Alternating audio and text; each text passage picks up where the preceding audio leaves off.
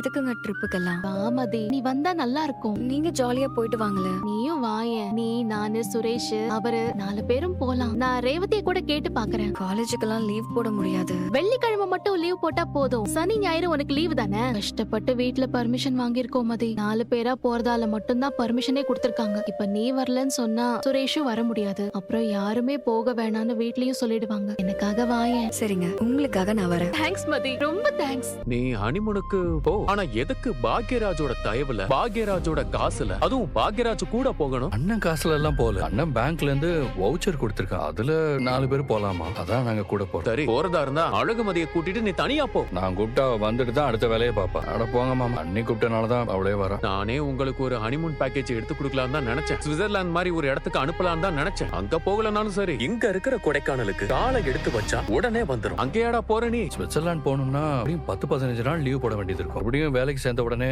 அவ்வளவு நாள்லாம் லீவ் போட முடியாது. அப்புறம் பாத்துக்கலாம் மாமா. நான் தான் மதிய ஒத்துக்க வச்ச ரேவதி. உங்களுக்குமே ஒரு டூர் அவசியம் தான் அண்ணி. நம்ம வீட்டு கிச்சன் சமையல் எல்லாம் மறந்துட்டு ஜாலியா இருந்துட்டு வாங்க. நான் ஜாலியா இருக்கிறதெல்லாம் இருக்கட்டும், என் தங்கச்சி கூட வரலையேன்னு உங்க அண்ணன் ரொம்ப ஃபீல் பண்ணிட்டு இருக்காரு. எனக்குமே நீ வந்தா ஜாலியா தான் இருக்கும். எங்க அண்ணி, இவர் என்ன அனுப்பி விட்டுட்டு தான் மறு வேலையை பாப்பாரு. அதுவும் இல்லாம 4 பேருக்கு தானே வவுச்சர் கொடுத்திருக்காங்க. நீ வரேன்னா உங்க அண்ணனே எல்லா அரேஞ்ச்மெண்ட்டையும் பாத்துப்பாரு. நான் மட்டும் தான் வரணுமா, இல்ல என் வீட்டுக்காரரு கூட வரணுமா? அதுவும் வசதி. நீ மட்டும் வந்தனா எங்களுக்கு சந்தோஷம். அண்ணனும் வரதுன்னா ஓகே, ஒரு பிரச்சனையும் இல்ல. நீ வேணா கேட்டு பாரு. வாய்ப்பே இல்ல அண்ணி. சும்மா கேட்டு பாரு. நீ வந்தா நானும் சந்தோஷப்படுவேன். சரி, நான் கேட்டு பாக்குறேன். வேணும்னா பேசாம நீங்களும் அக்காவும் வந்துருங்களேன். எது, பாக்யராஜ் பிளான் பண்ண ட்ரிப்புக்கு நான் வரணுமா? என்னால எல்லாம் முடியாது. எனக்காக வாங்க மாமா. நான் அண்ணன் கிட்ட கேக்குறேன். என்னடா நான் வரதுக்கு நீ எதுக்கு அவங்க கிட்ட கேக்குற? சரி சுரேஷ், நான் வரேன். உங்க அக்காவையும் கூட்டிட்டு வரேன். அதே ஹோட்டல்ல என் காசுல நான் ரூம் போட்டு தங்குறேன். என்ன சொல்றேன்? சூப்பர் மாமா, சூப்பர் சூப்பர். ஆனா ஒரு கண்டிஷன். அங்க போனதுக்கு அப்புறம் உனக்கான செலவு எல்லாத்தையும் நான் தான் பாத்துப்பேன். ஏன்னா தங்கராஜ் மச்சானுக்கு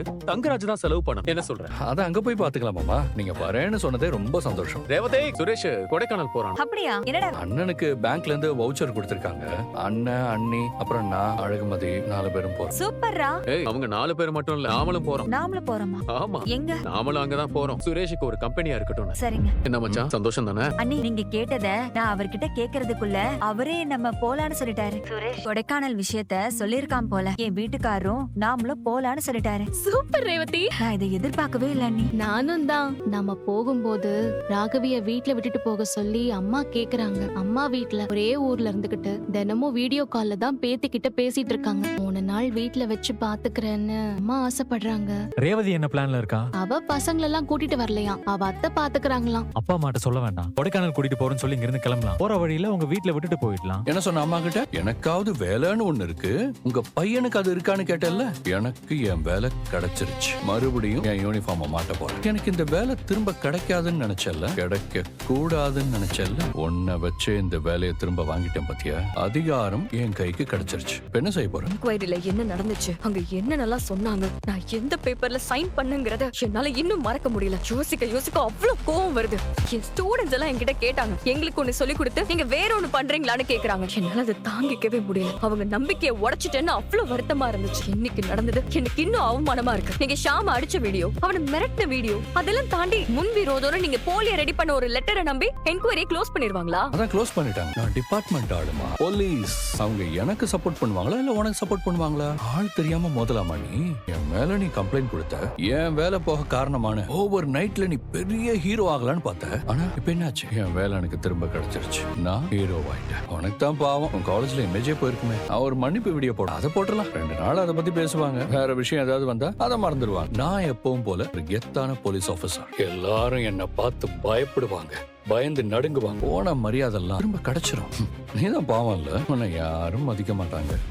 இதுக்கு தான் முதல்லயே சொன்னேன், அமைதியா இரு, தேவையில்லாம மூக்க நுழைக்காத, சம்பந்தமே இல்லாத விஷயத்துல தலையிடாதன்னு சொன்ன. கேட்கல, அனுபவி. எக்ஸ்கியூஸ் மீ ஹீரோ, என்கொயரி தானே முடிஞ்சிருக்கு. நீங்க இன்னும் யூனிஃபார்ம் மாட்டிக்கிட்டு வேலைக்கு போக தொடங்கல. இப்போ நினைச்சாலும் உங்களை வேலைக்கு போக விடாம என்னால பண்ண முடியும். பேசுறதுக்கு முன்னாடி அது ஞாபகம் வச்சுக்கிட்டு பேசுங்க. என்ன பண்ணுவ? என்ன பண்ணுவ? உன்னால என்ன ஒண்ணும் பண்ண முடியாது. என்ன மிரட்டி கல்யாணம் பண்ணி வச்சீங்க, மிரட்டி என்கொயரிக்கு கூட்டிட்டு போனீங்க, எனக்கே தெரியாம லெட்டரை ரெடி பண்ணி என்ன ஃபோர்ஸ் பண்ணி சைன் பண்ண வச்சீங்கன்னு ஒரு வீடியோ போட்டா எல்லாம் காலி. ஹீரோவா இருக்கிற நீங்க ஜீரோ ஆயிடுவீங்க. இப்ப கூட ஏன் தயவாலதான் உங்களுக்கு வேலை கிடைச்சிருக்கு. நீங்க யூனிஃபார்ம் மாட்டுறதுல இருந்து அதிகாரத்தை அனுபவிக்க போறதுன்னு எல்லாமே ஏன் தயவாலதான். அதனால ரொம்ப ஆடாதீங்க ஹீரோ, கொஞ்சம் அடங்குங்க. தப்பு பண்ண உங்களை டெம்பரரியா வேலை இல்லாம இருக்க வைக்க முடிஞ்ச எனக்கு பெர்மனண்டா அதை செய்யவும் முடியும். அதை ஞாபகம் வச்சுக்கிட்டு அமைதியா இருங்க. இந்த ஆணவ பேச்செல்லாம் என்கிட்ட வேண்டாம் ஹீரோ. அதெல்லாம் நான் பேசிட்டேன் அத்தை. 3 நாளைக்கு 3 வேளை என்னென்ன சமைக்கணும்னு நான் லிஸ்ட் போட்டு கொடுத்துட்டேன். தேவையான காய்கறி எல்லாம் வாங்கி ஃப்ரிட்ஜுக்குள்ளேயே வச்சுட்டேன். இன்னைக்கு காலையில டிஃபன்,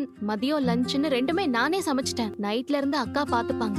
என்னமோ சொல்ற, போயிட்டு வாங்க. குழந்தைய பத்திரமா பாத்துக்குங்க. அங்கேயும் இங்கேயும் தனியா விட்டுறாதீங்க. நாங்க பாத்துக்கிறோம்ப்பா. மாப்பிள்ளையும் ரேவதியும் அவங்க கார்ல வர்றாங்களா? ஆமாப்பா.